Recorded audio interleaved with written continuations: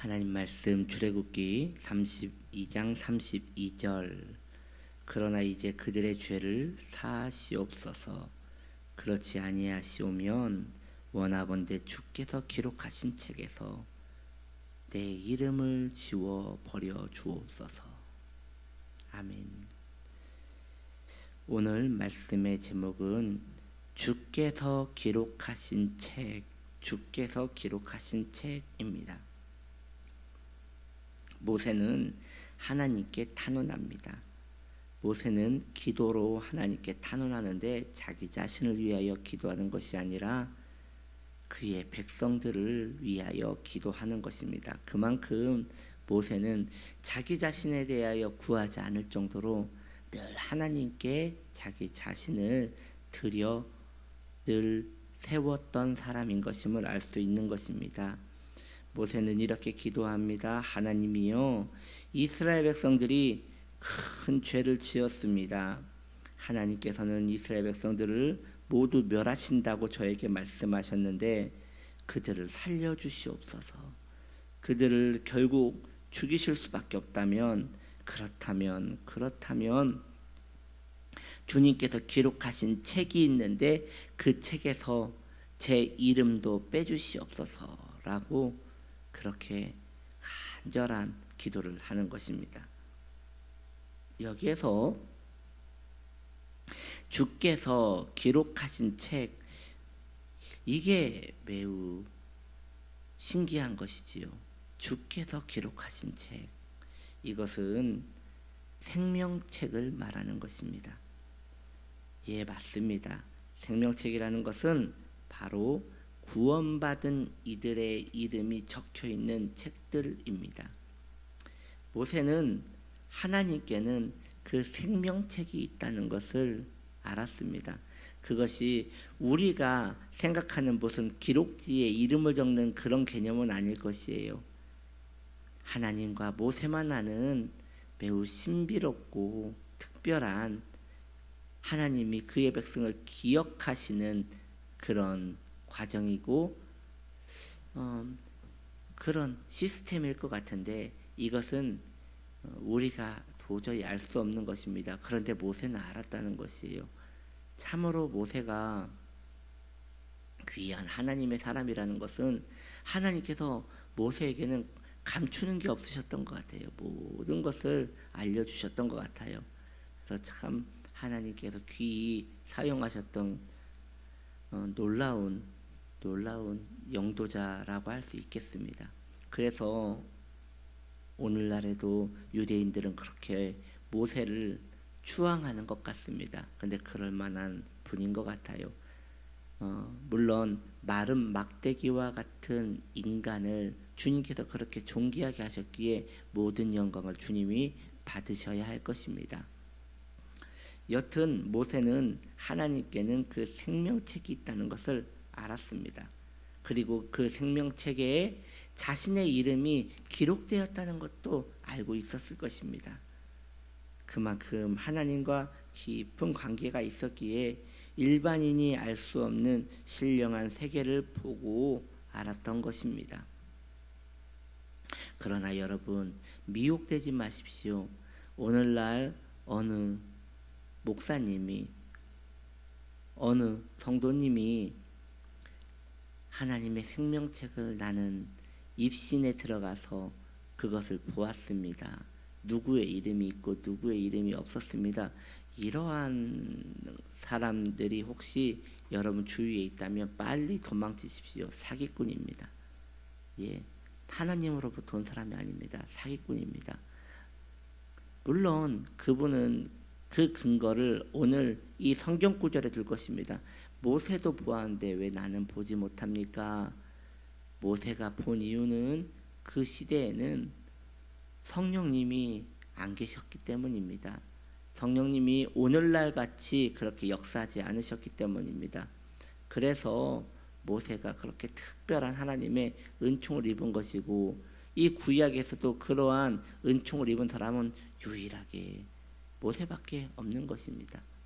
그런데 오늘날 구원의 증거가 되신 성령님이 우리 안에 계시는데 굳이 생명책에 우리 이름이 적혔고 이런 것들을 알려줄 이유가 없는 것이에요. 그러나 이 미혹의 시대 때에는 내가 천국에 올라갔고 하나님과 은밀히 알 수 있는 것들을 보았고 나는 그만큼 하나님과 가까운 사람이라고 미혹하는 이들이 종종 있습니다. 그들은 자신을 사도라고 말하고 그들은 자신들을 선지자라고 말하지만 그것은 매우 위험한 생각들입니다. 그들을 추앙하고 그들을 쫓는 사람들이 너무 많다는 것을 알고 있습니다. 이러한 세계에 발을 들여놓지 마십시오. 하나님의 은혜가 거기에는 없기 때문입니다. 오로지 자신들의 상상력과 자신들의 허무가 그런 것들을 만든 것인 것입니다. 여튼 그리고 모세는 자신의 이름이 그 생명책에 기록되었다는 것을 알았습니다. 이것이야말로 모세의 소망이지 않았겠습니까? 모세의 담대함이지 않았겠습니까? 왜냐, 그 신실한 하나님께서 그의 이름을 영광스럽게 그분의 나라에 들어갈 그 명록에 적어놨다는 것은 참으로 복된 것이지요. 그런데 보십시오. 모세는 지금 하나님께 자신의 이름을 거기에서 빼달라고 탄원하고 있는 것입니다. 물론 우리 하나님은 변개함이 없으신 분이십니다. 그러기에 그 이름을 뺐다 넣었다 하시는 분은 아니십니다. 그런 일은 없을 것입니다. 그러나 아마도 모세는 진심으로 하나님께 계산 없이 그것을 간구했을 것입니다.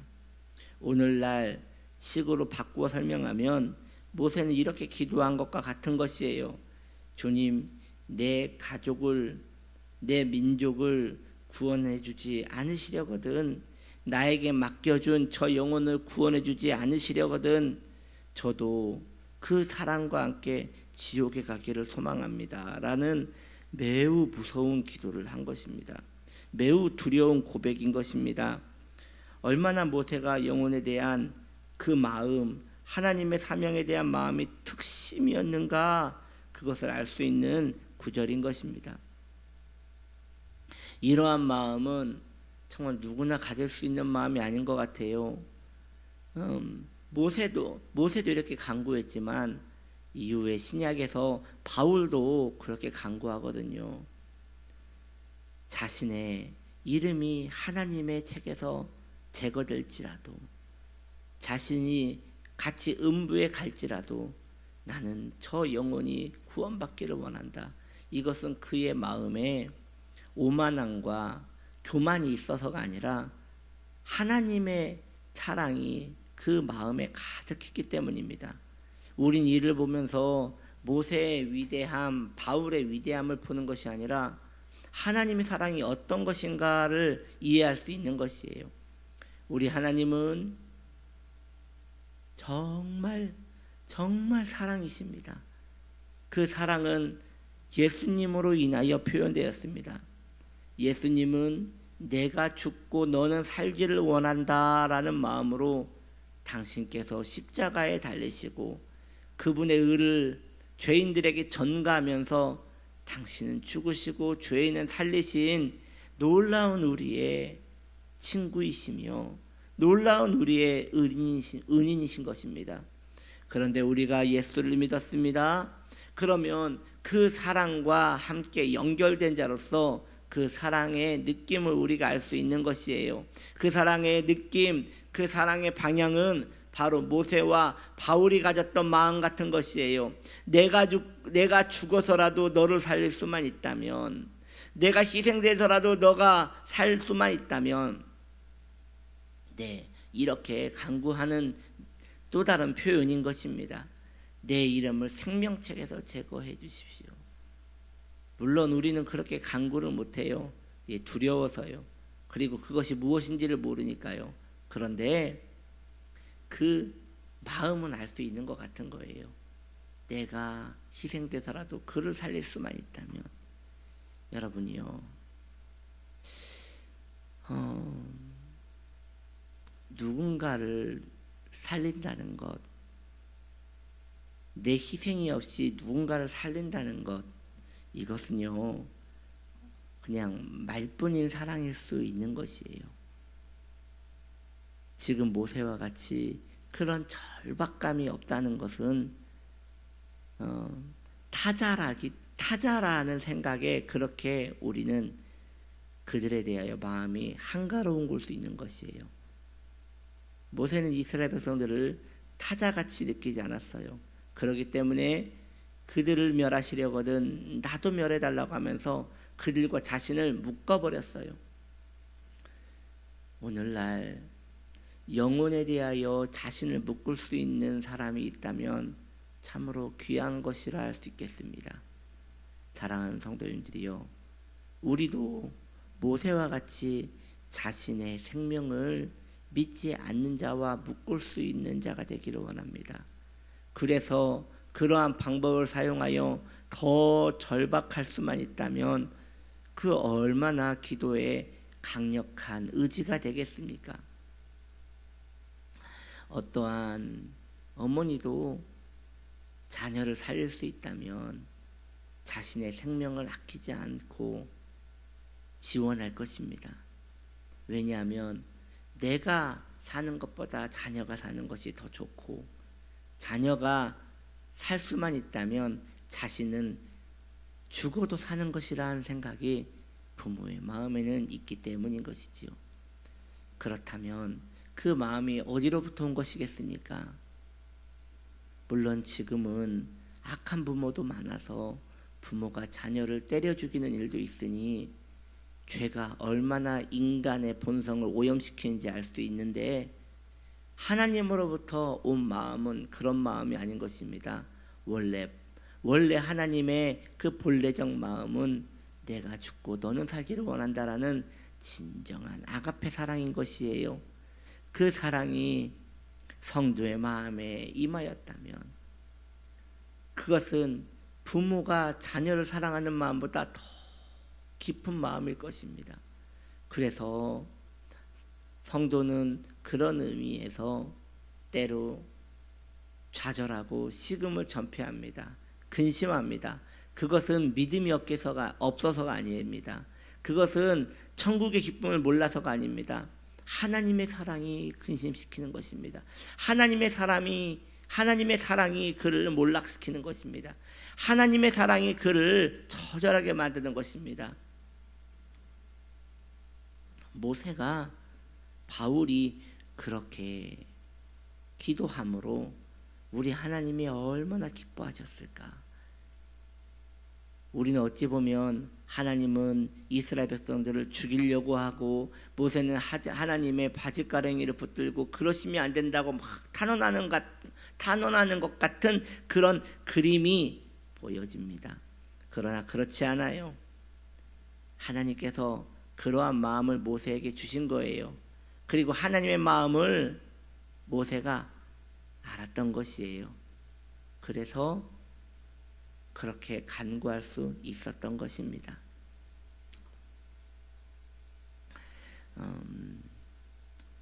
한 왕이요, 그가 사랑하는 신하를 처형하려고 해요. 그런데 그 왕의 마음을 깊이 헤아리는 다른 충신이 왕에게 가서 아뢰입니다. 왕이요, 저자를 살려주시옵소서. 그럼 임금은 말합니다.